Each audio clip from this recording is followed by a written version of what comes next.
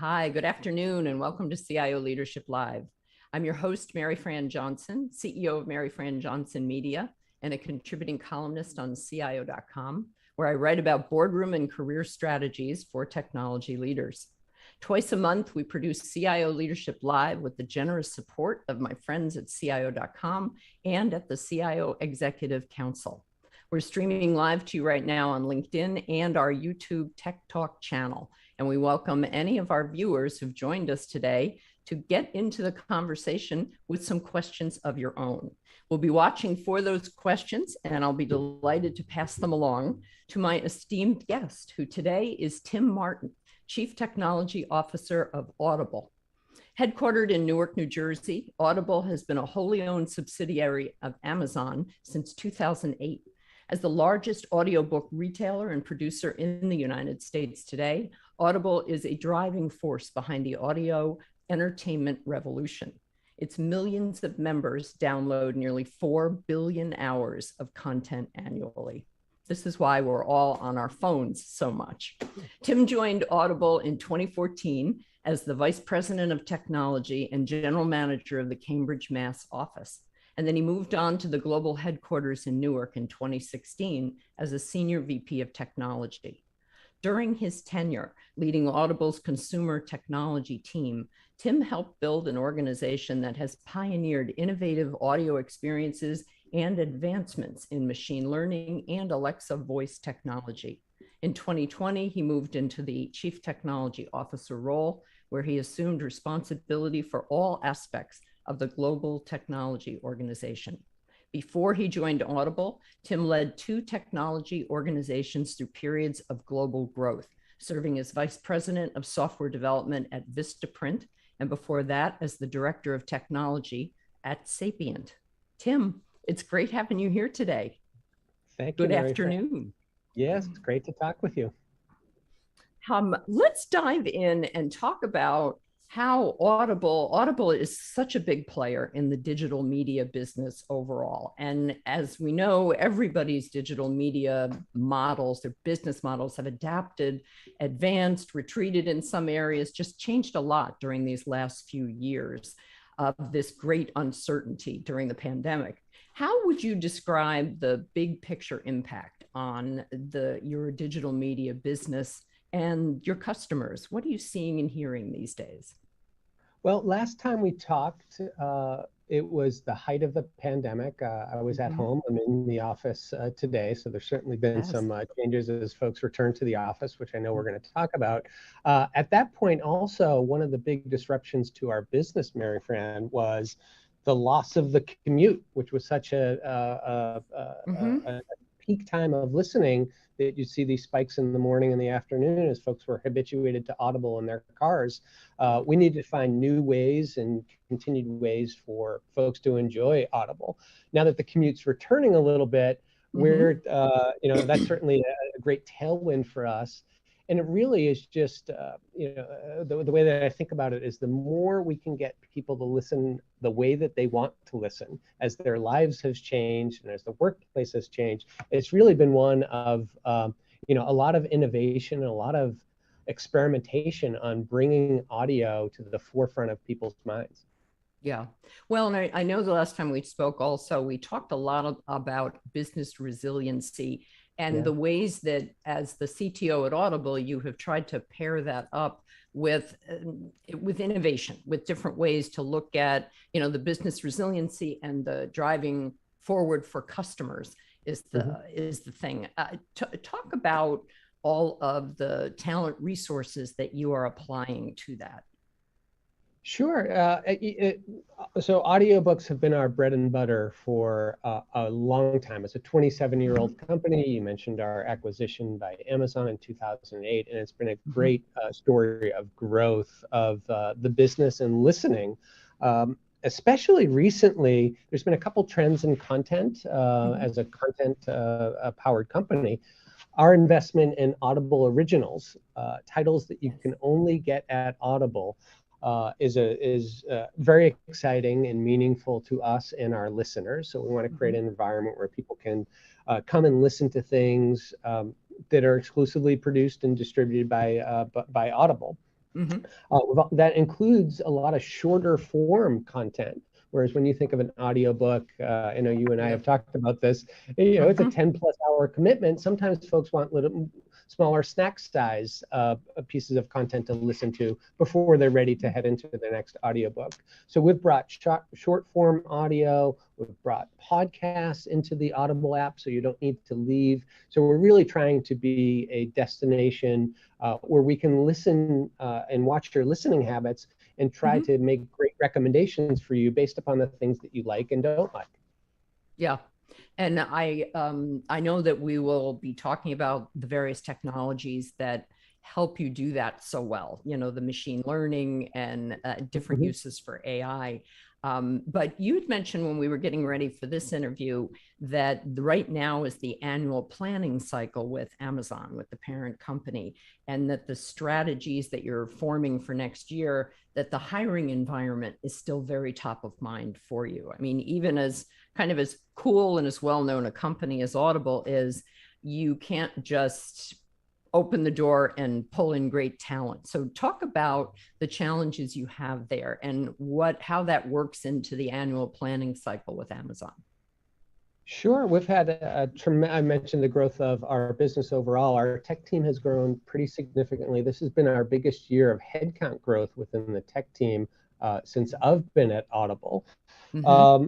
And there's been a lot of focus internally on how do we make Audible a great place where engineers can come in Mm-hmm. and grow their skill sets and do it in kind of two ways. One is very customer focused. So our whole engineering team is building product and trying innovations and running experiments, not for the sake of science projects, but really to deliver on that value that I mentioned in Mm-hmm. terms of listening.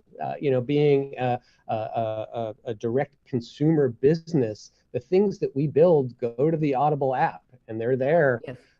as we release. So folks really are charged by delivering value for our customers. Mm-hmm. And then we also, I mentioned, I'm in Newark today, uh, delivering value together and as a team. We Mm-hmm. tend to create these pods of teams with that are responsible for certain metrics and certain Right. features within the business. So it's a very team-oriented development environment, and that Mm-hmm. that speaks to a lot of folks. Forget about the baseline of being an Amazon company with a great access to AWS technologies and a lot of emerging frameworks over Mm-hmm. like-minded digital businesses within Amazon. Prime Video, Amazon Yes. Music, Twitch are all in the same business unit as Audible. So a lot Mm-hmm. of synergies there, a lot of great technology, but we really tend to attract people, builders, folks that want to come in and be part of this mission to deliver spoken word to millions and Mm-hmm. millions of people worldwide, and do it on a great tech stack and experiment and really kind of push the envelope together. Yeah. Well, and I think when we talked last year, you were up to 600 engineers. Are you much above that number now? How large is your tech organization, and how do you have it structured? How is it kind of set up? Yeah, we're a couple hundred people greater than that. When I talk broadly about our tech team, it includes Yeah. engineers, but it's also quality assurance folks. We have Mm-hmm. technical program managers who do a lot of our cross coordination, a lot of development managers. So that's overall roughly the size of our tech team.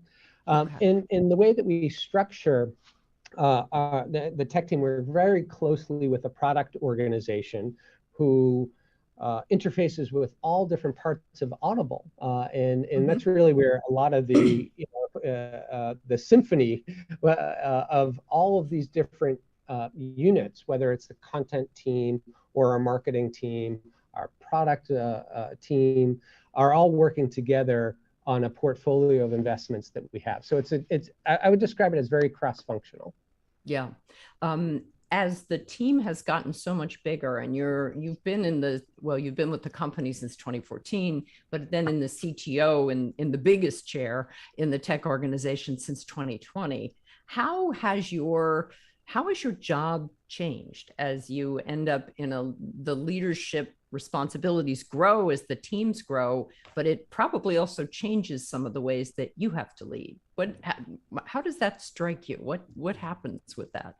Yeah, so I think right around the time I took the position was when the pandemic hit. So the thing that comes immediately to mind for me is, this flattened world that we talked about, where folks need access to technology.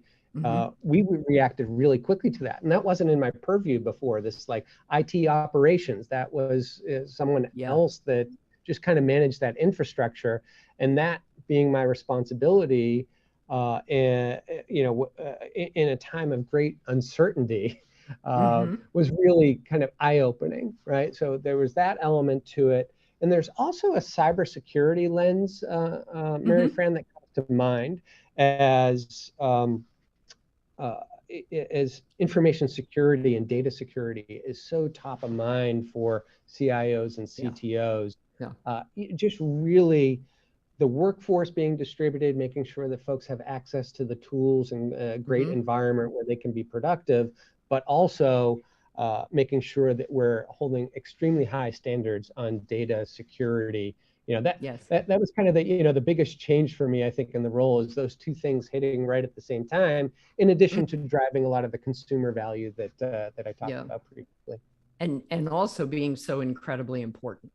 I know a lot of CIOs I talk to, whenever I say, well, let's talk about the top 3 things that you think about the most. It's usually talent, cybersecurity, and then some form of innovation, customer focus, new products coming out, that sort of thing.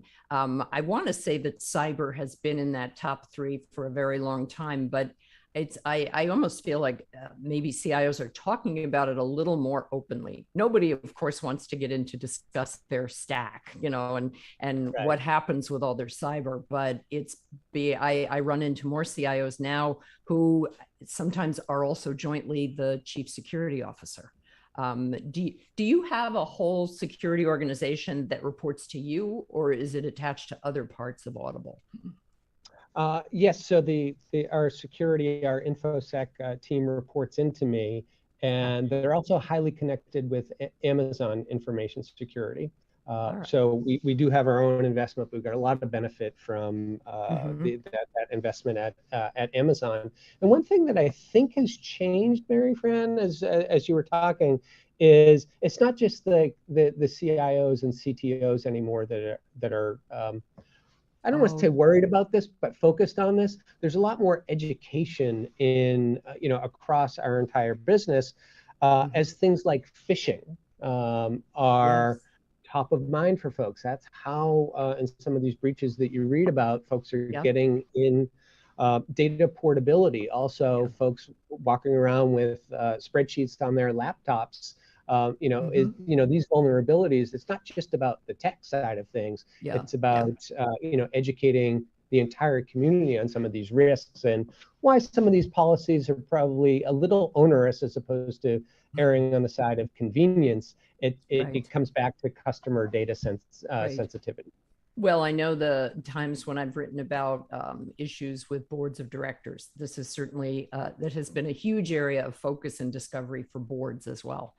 So you're right. It's not, and it's really beneficial that it's no longer just tagged as a tech issue. It truly is a company security issue overall. But I want to pivot back and talk about the way we work today. I know you've been interviewed a couple of times now on future of work, because for a while we were all, everything's going to be remote, and then it's going to be a hybrid environment. But then there are people, and I think of the extroverts as my people, who really love being in offices and being around other people. And I think you're in that tribe as well. You really like to be in the office and see people. Tell me how you have adapted for the tech organization, because you probably have just as many people that love working remotely, and thank you very much, that's going to work for them. So how are you approaching it these days? That is a real top of mind conversation that a lot of CIOs, CTOs, CEOs are having these days. And I think you've got some very interesting ways that you're approaching it. Yeah, sure. It's evolving, and if you think about this, we were talking as we were prepping. It's back to Mhm, school time. Well, this is a year where masks aren't required in at least in New mhm. Jersey where I am, and school is kind of back to normal. It definitely feels like we're getting a little bit more back to normal, Yes. and but that normal is different than the old normal, for It sure. is. Yeah. It's probably time to call it a new normal, isn't it?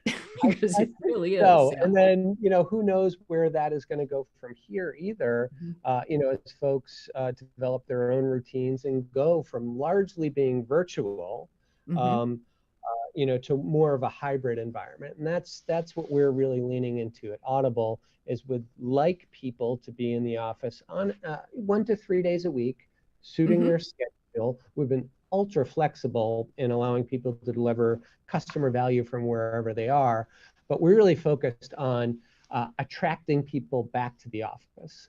Yes. And there's really like a couple of things that come to mind for that. Mhm, One is our culture. Um, I mentioned we develop in a team-oriented environment. You mentioned mhm, the org is fairly large. Developing personal relationships with each other and being part of a team, and mhm. different to read about a culture or have a conversation with a person over the Mhm. screen than it is together when you're together. So there's a sense of Yeah. togetherness that we really want to try to embody. We know we don't that doesn't need to happen 5 days a week like it used to. That premise has Right. certainly Right. changed. Yeah. And the other thing that's top of mind for me and is unique to Audible is our culture is also defined by a commitment to our communities. Mhm. I'm very proud to be in Newark today. I'm very proud of Audible's mission to bring economic value to this community that needs it. Yes.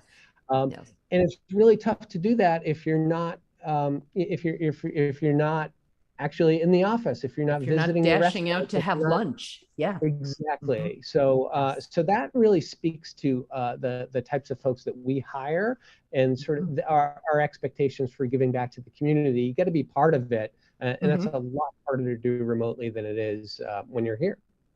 Well, yes. I mean, imagine if right now, how much more fun would it be if we were just sitting across the table and talking, Our than next one, that should be our goal for our next talk, that Mary. really should be. Absolutely. Because you made a point when you were talking about, we had talked about your office experimenting and figuring out ways where the team is really going to work together and that leadership, and this won't come as a terrible shock, I don't think to anybody, leadership doesn't have all the answers. And talk about some of the things you discovered where you thought one thing was going to really work out great, and the team had to inform you that no, we don't like that so much. Tell us Yeah, that story. sure. So, one thing that we've learned through all of these experiments is that there is no one size fits all, right? Mm-hmm. Teams have different compositions. We have a lot of younger folks Mm-hmm. at Audible. There's folks that live in, one bedroom studios, for example, where they want to come in the office because they want to be around their peer group and their friends, and they don't want to be, stuck in that small apartment together. And Mm-hmm. there's folks on the other hand that have been navigating this pandemic with young children. And I'm sure you've Yeah. seen that where it's like, parents have to trade off in terms of watching the kids or keeping them occupied. Yeah. And then there's the extroverts like you and I that like Mm-hmm. crave people and want to be around people Yeah. and drive a lot of energy from that. So it's not a one size fits all. And I would say that's Mm-hmm. the, kind of the biggest thing that I've learned throughout this. I was expecting at Audible, we operate in 2-week sprint cycles, and we're pretty Mm-hmm. harmonized across the entire organization. I thought the sprint ceremonies, particularly the end of a sprint, where Yeah. folks kind of wrap things up and they do retrospectives on like what worked and didn't Yeah. work Let's the get past couple of together weeks. and Yeah, raise a beer and celebrate and yay, we're yeah, done. yeah, That whiteboard it out, right? Like that's a yeah. ceremony. And the next day they're doing sprint planning for the next 2 weeks. And I'm like, oh, that'd Okay. be like, why don't we ask people to come in Yeah. for those 2 days? It seems very logical to me. Yeah. That worked for some teams. It didn't work for other teams. Other teams were Mm. like, no, we have these virtual rooms set up. We're kind of like in Mhm. our flow. It works just fine for us. So why would we come in just, Tim, to, for your notion of togetherness? It works for us the way that we're doing it. So that's kind of been one of the biggest, lessons, is listening to the team and have them participate in that dialogue. And Mhm. you tell us, hey, we're giving you the guidance. We want you in roughly Yeah. 1 to 3 days a week. We know that's not going to be every Tuesday for a particular team, Mhm. for example, and really having them be part of the experiment and own their team environment, what their team chooses to do. Yeah. Well, you were essentially harshing the agile buzz, weren't you? You Yes, were saying, exactly. come in and report and whiteboard. And they were all like, no. Well, what do they like with the teams that didn't go for that? What did they like to get together to do? So they like a couple things, and it's hard for me to even say they, because each team is a little bit different. There's Ah, folks that really like doing their meetings like we're doing virtually, yeah. where they have meeting time, they're on screen, they're doing their thing, they're trying to honestly, as an engineering org, minimize that so they can go build things. So they find the meetings to be more Mm-hmm. efficient if they can kind of do it and check in and Yep. check out. Good. That's the tax is a little more heavyweight, where you're in a conference room or trying to find a conference room, and hey, we Mm-hmm. have booked for a full hour, but let's fill the agenda. There's a little bit more urgency, I think, among the teams, and a little more flexibility when it Mm-hmm. is virtual. So that's this notion that we all need to be together. It isn't true for Mm-hmm. especially for meetings. Folks do also tend to like the heads down time and the quiet time afforded to them by like working at home, and just, Okay. like, I have a big build day, I have a deliverable coming up, or I'm a little bit behind, I just need to go heads down. Teams are telling us that's easier from their home environment, probably Yeah. where they don't have the commute. They can start earlier, work later, they can be more flexible. But that heads down time for Mm-hmm. engineers, they're really enjoying the flexibility of doing that at home when they need to or when they Yeah. want to. Well, and good for you too that you've set up the feedback loops so that you find this stuff out. Because one of the problems with getting into the C-suite level is people start, editing what they do and don't tell, and you have to create a certain amount of psychological safety for somebody to just raise a hand and say, "Gee, great idea, boss," but it wasn't.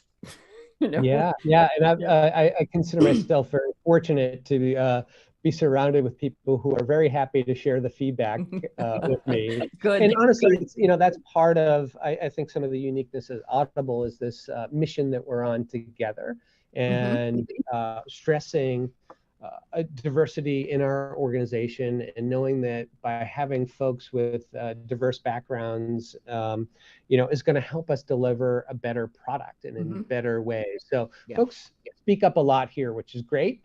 um, the feedback can be overwhelming at times, and we Yes, know yes. we're not going to get it right all the time, but we're trying to get it right most of the time, and we're really trying to listen to our employees about what works for them. Good. Well, we've got a question from our alert and watching, listening audience, and it goes right to, it's a real techie question too, which I think you'll enjoy. Is quantum technology anywhere on your roadmap, i.e. with data security or data optimization? Oh, that's a great question. Quantum Thank you for that. computing. Um, Yeah. yeah, it's on the radar, but it's on the distant radar. And what I Mm-hmm. mean by that is we're watching that space. There's some Mm-hmm. interesting innovations happening there, but it's not quite in the mainstream yet. It's not quite applicable to kind of these two areas that I think where it's Mm-hmm. really fresh. One is information security. We're always on the cutting edge of that, and sort of Yep. wanting better and smarter ways to do that. And then also with the amount of data that we need to process, to have an unbelievable recommendation engine, Yes. that's an area where I think you're going to see quantum do some innovating and become a little bit more mainstream, over the next few years. So we're watching that we don't have a big investment in now, but we're certainly keeping our eyes on that. Yeah. Well, while we're talking about emerging and things to come, let's also talk about some of the technologies that you're not just watching, but maybe starting to experiment with or use in proof of concepts, things like cryptocurrency. I know you already do a lot with AI and machine learning. So take us out to the edge of your technologies and talk about what you are really interested in, what you're experimenting with, anything that's been particularly a surprising success. Yeah, there's a couple things come to mind for us. One is with Alexa and being part of the Amazon family. We're afforded great access to voice technology. And I mentioned earlier, the commute is one of our major use cases, which is highly optimized for more of a, hey, your hands are busy, more of a voice-driven experience. So just in the past, literally week, we're dialing up an experiment where Alexa is in the Audible app, so you can tell her to play and fast forward. You can also stop your audio experience and say, oh, if you're listening to a book and you took the weekend off because you weren't commuting, Game of Thrones comes to mind for me, where there's so many characters. It takes a little while to get back into it.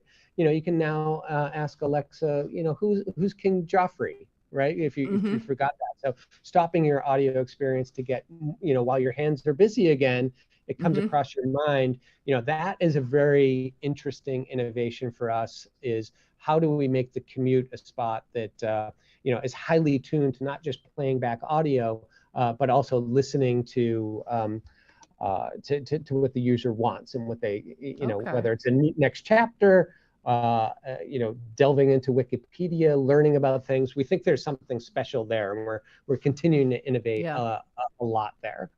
And the second area that comes to mind is machine learning, specifically for recommendations. While we think, and you and I have talked about this a couple times, there's nothing more important than the thing that you're listening to right now. But second place is what you're going to listen to next.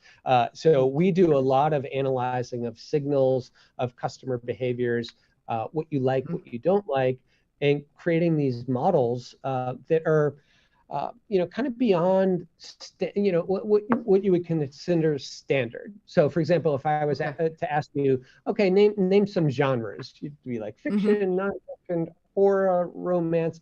Well, what about things like tear jerkers? Right, like, oh, that's people like, it's not my cup of tea. Yeah, no. I'd say thrillers, vampires, serial killers. I'm kind of into that edgier stuff. Sure. So. And these micro genres out there, we talked about tech employees and the engineering team not being one size fits all. The listening experience too is also the things that you love. How do we get signals from you? Break down some of those more traditional genres and way of structuring data into more personalized Audible experience for Mary Fran and for Tim and for all the millions of listeners that we have out there. Yeah. Well, I'm very interested in what you've said about the Alexa thing, because I was thinking I've been trying kind of half-heartedly to get into House of Dragons, which is the it's the next thing after Game of Thrones. And so far, I haven't been all that thrilled, but I'm also having trouble keeping the different people straight. Like, which clan is this and everything? Is that something I should be able to now ask my Audible app to explain it to me? Is that how I understood that? Yes, if you're midstream, you can say, who's this? And, try to go and get you that information. Okay. All right. Well, for other Audible fans out there, what else do you have coming that you think will be real big hits with fans? I think you mentioned a deal that you made with Higher Ground. Yes. So Higher Ground is President Obama and First Lady Michelle Obama's media company. Audible has struck a deal with them. And it's very exciting to us. It kind of goes back to what I was talking about, Audible originals and content that you can only get at Audible. We have a very exciting, I think it's in its 32nd edition, a words and music program that Mm-hmm. talks, has artists. I just listened to the Beck one. What a fascinating Oh, artist he is. neat. Listening to his story for Yeah. a couple years, where they thought he was going to be a one-hit wonder back in the early 2000s, and he's had an Yes. incredible Yes. career. Kind of his experience, his words, his music. James Taylor, Smokey Robinson, Yo-Yo Ma, you name it, in those 30 Mhm. plus episodes. It's been, very exciting to experiment with some of those shorter form genres and things that you can only get at Audible. So those are the Yeah. things that we're really trying to differentiate on, Mary Fran, is making Audible, a place where you go for all of your storytelling. Okay. Okay. Fair enough. You had mentioned, you brought up the 2 week sprints, and I know that Agile has, of course, most forward looking, forward striding tech organizations are doing a lot of Agile. But you made a comment when we talked once about you want to do Agile, not fragile, which is fake Agile. And, Yep. and, I'm probably just catching up with this way too late, but I hadn't heard of fake Agile before. Explain what those two are and how do you avoid doing fragile instead of agile? Well, I think I might have made that up, but it's definitely Did something you that really? I think so. I think so. I'm not quite ready to take full credit for that, but Okay. it definitely resonates with me as read and talk to folks. You can do those sprints, all those ceremonies that I talked about, smaller Mm-hmm. scrum teams, sprint retrospectives, story Mm-hmm. pointing, and still not be very agile. And agile to me is really, it boils down to two things. One, Mm-hmm. it's delivering value quickly and often to your customers. And we find that those 2 week increments work really well for Audible. Mm-hmm. If you're not delivering customer value for 9 months and you're like these big bang projects, those are a lot tougher to get right than Mm-hmm. delivering more incrementally as you go. The other side of the equation is, are you able to pivot? Right? I mentioned about not getting it right all the time. We strive to get it Mm-hmm. right most of the time, and apply high judgment, but there's things that we do that just don't work out the way that they thought we would. Yeah. And listening to your customers about what they like, we're very excited about this Alexa experiment, for example, in our Mm-hmm. apps. We hope our customers love it, uh, but I'm sure there's things that we don't have today that they're going to want, and we're Mm-hmm. listening for those, what we call utterances, those customer commands of like what they want that we don't have. What are they asking Audible, Yeah. that we don't have answers to? So being able to pivot when you get it wrong or you get customer signals, those are really the two things that I think about when you're agile. In addition to all those baseline ceremonies that you could be doing, if you're Yeah. not delivering customer value frequently and often, and Mm-hmm. then you're not listening to signals and being able to pivot where you got it wrong or Yeah. where you got it right, and you want to like really accelerate your development. Those are the things that I think of when we talk agile. And the Okay. difference is between that and fake agile, which is just like, hey, we're doing all these ceremonies, but we're not delivering value, or we're not like as quickly, or we're not really learning from our customers. Those aren't so agile. Excuse me. That's all right. We're live. This Oh, is going to happen. I know. Okay. I'm recovered. I All right. don't quite sound it, but I am. We have a question from the audience about want to hear a little more about supporting the local economy. And is that the talk a little bit more about the kind of programs you have underway, and is that focused only in Newark, or do you have it in other company locations? Sure. Newark is the headquarters, gets a lot of the attention, but part of our culture, which we define according to our people principles, Yeah. there's a people principle that we call Activate Caring, which in a large element of that is our responsibility for all the geographies that we're in. Mm-hmm. There's a kind of a couple hallmarks to that come to mind. One is when we talk about returning to the office and stimulating the economy, one of the things that the team rally around is our community investment. So the teams will have, whether it's go planting trees or helping out in a shelter, the teams organically do these things and want to come together for those. And we're very proud. I think the last time we talked about it, Newark Working Kitchens during the pandemic, we were investing in the community, trying to keep these restaurants alive. Whenever they delivered a meal, we would match it. And now we're doing that again, that folks are coming back to the office. We have a program where instead of getting lunch through our cafeterias, if you order from any number of restaurants, it stimulates the local economy and we give another meal to somebody in need.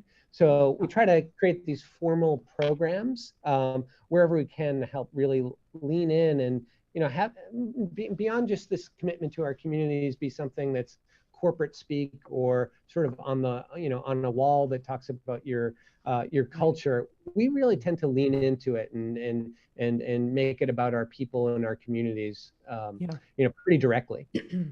Now, have you noticed in terms of well, retaining the talent you have and then acquiring more talent, how have those discussions changed from kind of your point of view when you're bringing engineers in? Do you get more questions about corporate social responsibility, maybe about ESG issues, environmental and societal and that sort of thing? How is that all kind of working for Audible these days? Yeah, we do. You know, I would say we tend to attract folks who are very passionate about our product. And I mentioned, you know, being a direct-to-consumer business, our folks tend to be listeners or folks that want to know the importance of storytelling and know the importance of Audible. When, you know, you talk to folks and they're like, oh my gosh, I love Audible. You know, our employees love hearing that, right? They really are kind of like a giving community that wants to, you know, make a difference in our customers' lives. So that's for you know, that's for sure. That's certainly a hallmark of our attraction is our product and what we're trying to do. Also is the way that we do it, right? Like I mentioned, delivering together in teams. We talked about Agile. We talked about our commitment to the community. Those all tend to resonate with folks, and we tend to call them, you know, that we're on a mission together, whether it's our product mission or community mission. We really want folks to get involved and be deputized and make Audible the company that they want. And there's, you know, a couple things. One, certainly in terms of like embracing diversity. For example, I mentioned how important that is. That's something that our founder, Don Katz, has really made a point to deputize folks, to have Audible, you know, hire the folks that you want to be teammates with. And if you're not having enough diversity of opinion on the team, you know, go hire someone that's going to do that. Don't wait for someone above, you know, to make that decision for you. So that's something that we've really tried to get the whole organization to lean into, is the types of people that we're bringing into the organization. Well, and I think LinkedIn recognized Audible as an employer of choice very recently, right? That is right. Yes, and that's very exciting for us because that you know, that helps create a buzz, right? Because I think once we get folks knowledgeable about our product and our culture, they tend to get hooked, and we tend to do really well with attracting them. It's just really opening the top of the funnel and generating buzz about, and hopefully this interview does that as well, because I think we're doing some special things out there, you know, in the name of our customers. Yeah. Well, and we've mentioned quite a few of them. So yeah. So if this doesn't help bring in more, what do you want more of? Data scientists? What are we looking for? Do we want AI expertise? What is top of your list? I have another question actually about your leading edge technology organization, about blockchain and immutable contracts. Is that on your roadmap at all? It is. We're looking at, you know, NFTs, blockchain, Web3 is another sort of hot-ish topic. Who knows how that's going to play out? Blockchain creates some really interesting opportunities for us. And I'll talk high level about it because it's early days in the thinking, but since we're such a creator-driven economy, and our assets are digital, it's ripe for connecting our customers closer with creators. So if we could find a way, for example, for creators to offer NFTs to customers that are, you download the book or you buy the audiobook, and you get an NFT, that was something that could be just yours. Now, whether these, I'm not going to speculate too much about whether NFTs are a passing fad. There's certainly, it's an area that we're keeping an eye on. If there really is a differentiator for either our creators and or our customers, it's best when it's an and. Those are the opportunities that we tend to go after. Yeah. And blockchain is exciting and interesting for sure. Yeah. Well, and because I've spent a lot of time over the last few years trying to get CIOs to talk more about ways that they're using blockchain. And there's been a lot of, occasionally you definitely find some really great use for it. But I lost track of how many told me it was still a technology looking for a reason or a solution. Now, when you talk about NFTs, it's non-fungible tokens, not near field technologies, right? Correct, yes. Because I was actually thinking how either of them might apply with you, right? With the near field and some. So let's switch, let's pivot a little bit. When I keep thinking about, I keep wanting to like wrap up our interview and go check some things on Alexa. So now you've got me really interested in that. Talk about some of the top business and tech initiatives, anything we haven't mentioned so far that you're planning for 23 and beyond. Are there any collaboration technologies? Most of our questions have been about the kind of leading edge stuff that you're most interested in. So is there anything that I haven't pinged you on yet about technologies that you're doing on, maybe not your cutting edge, not the bleeding edge, but the cutting edge?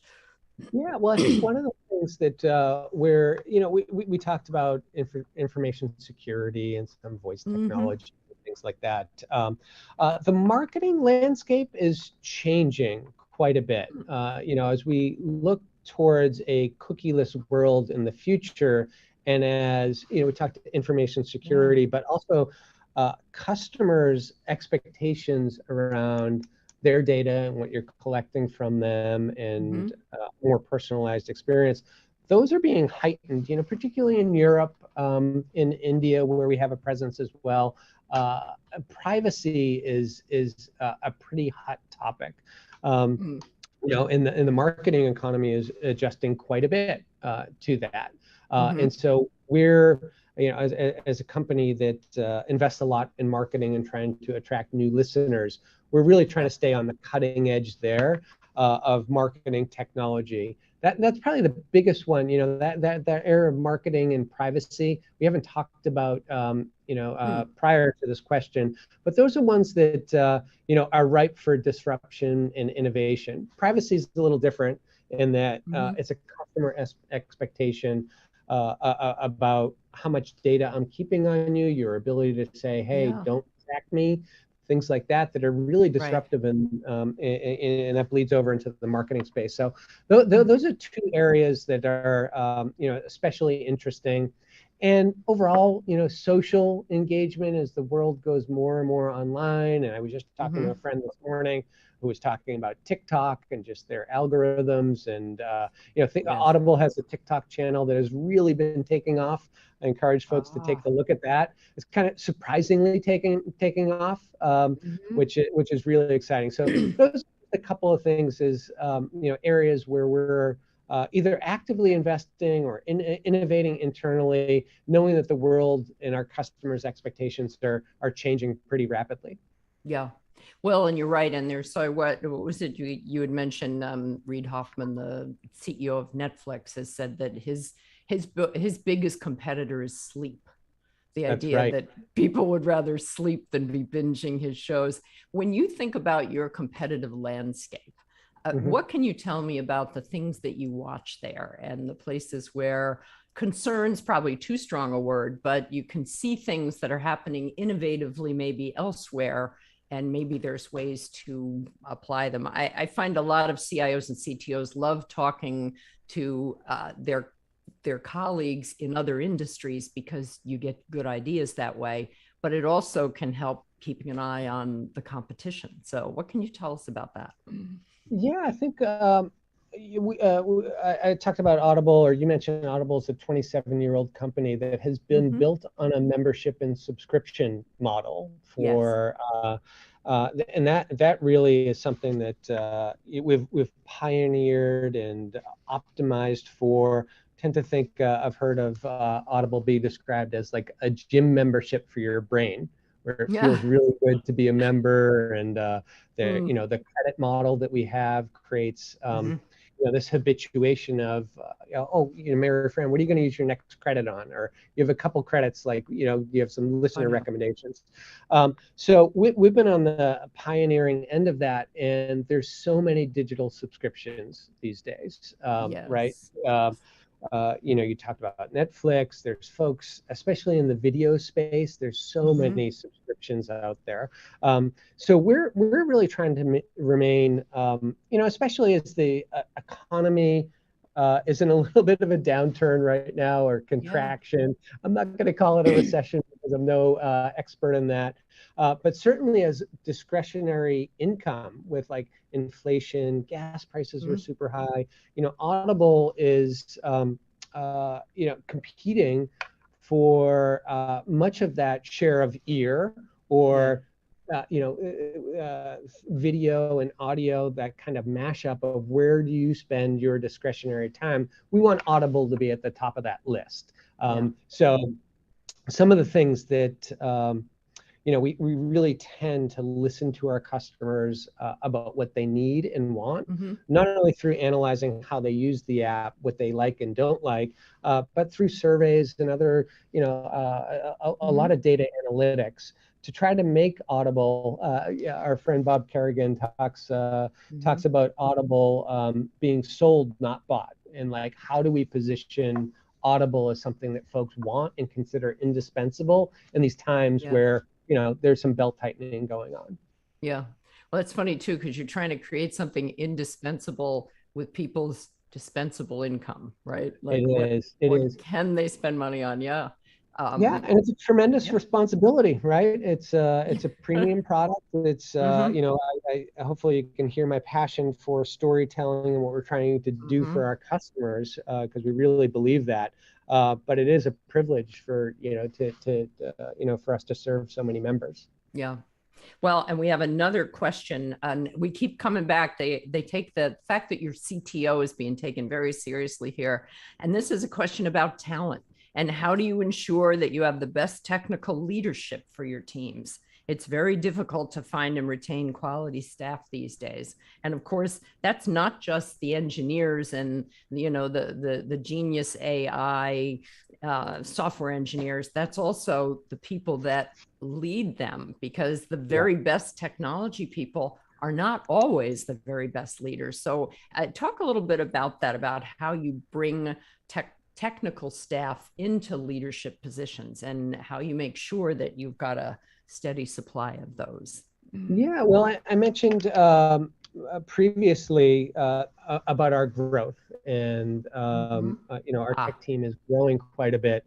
Well, guess what?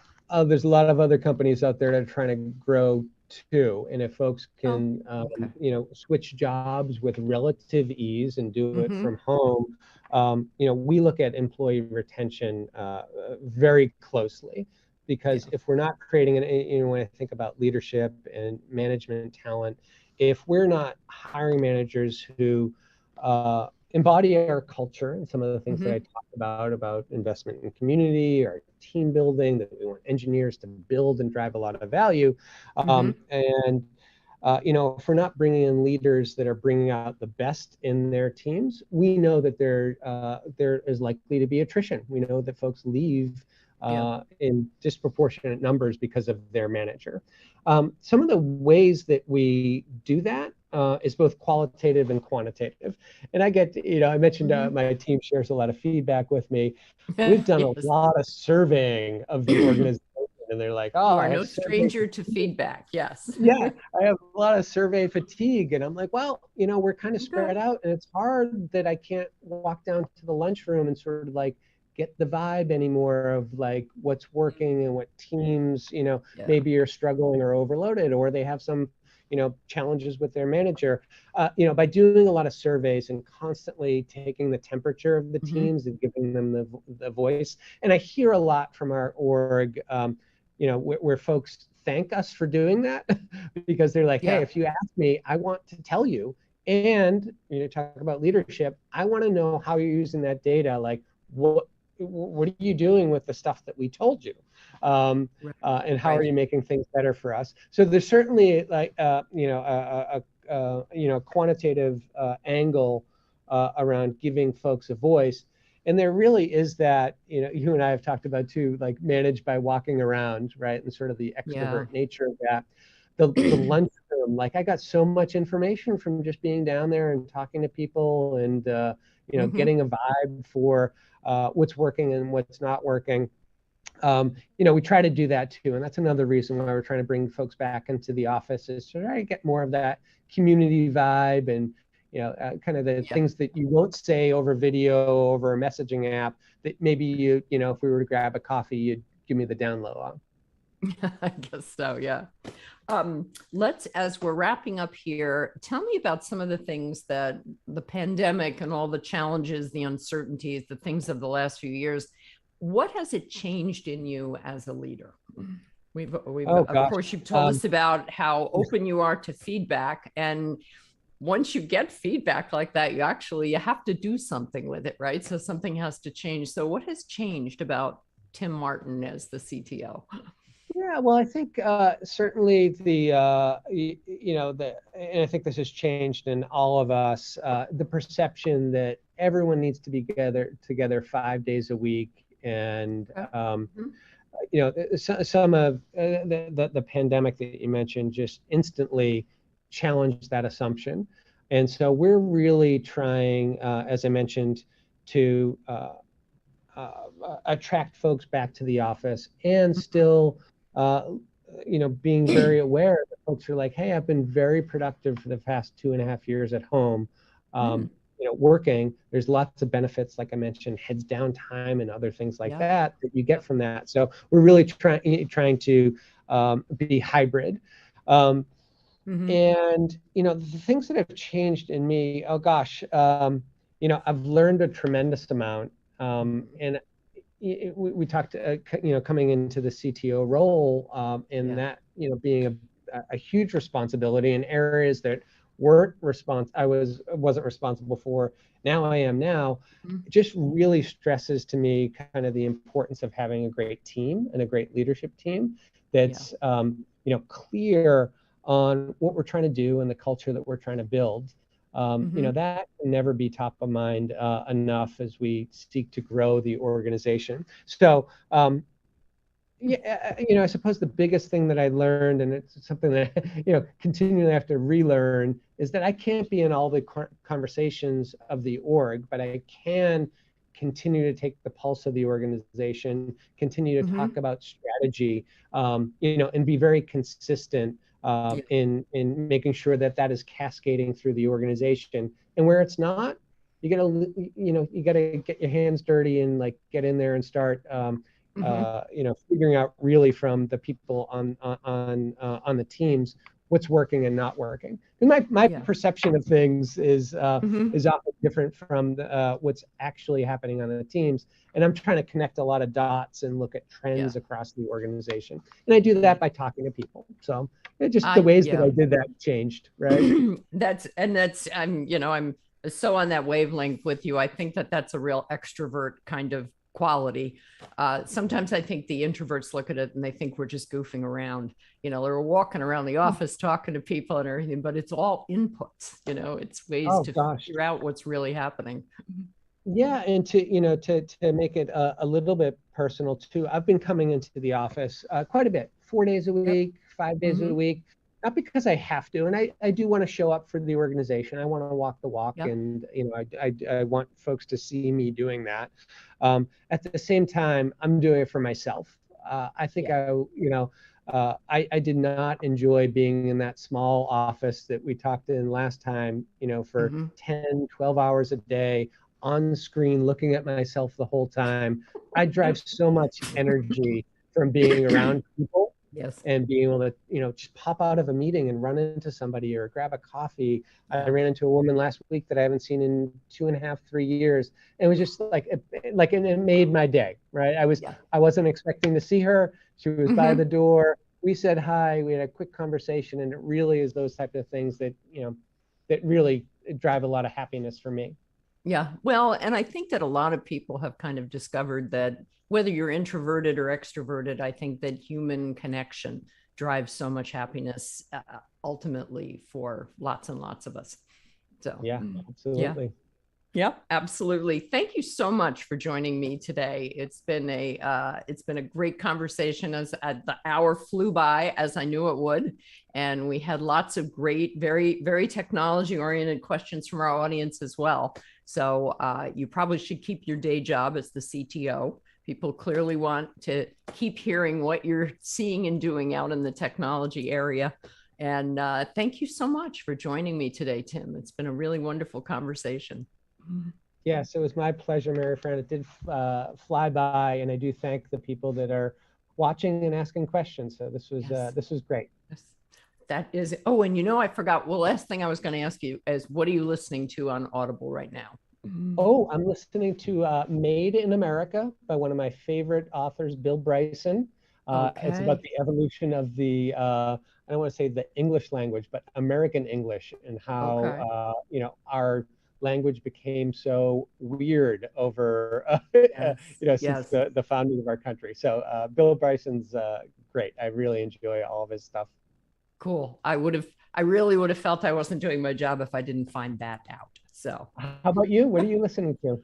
I'm listening to the Thursday Murder Club right now. Oh, So all right. That's actually, and the author's name has flown right out of my mind, but I'm all into murder mysteries and thrillers these days. So it's well, one of the and I know we're trying to wrap up, but something exciting for us is when you do find out that author, we have introduced an author follow feature where I was following Bill Bryson, and I found out his book came out, and I downloaded it right away. Found out about Stephen King's Next with Fairy Tale, I think, is his book that recently was released. So that's a great feature for our customers. That's a good. It sounds to me I need to poke around on my Audible app a little bit more. It sounds like there's features you've got that I haven't discovered yet. So there you go. So thanks for the expert tip, and thanks again for joining me today. It's been great having you.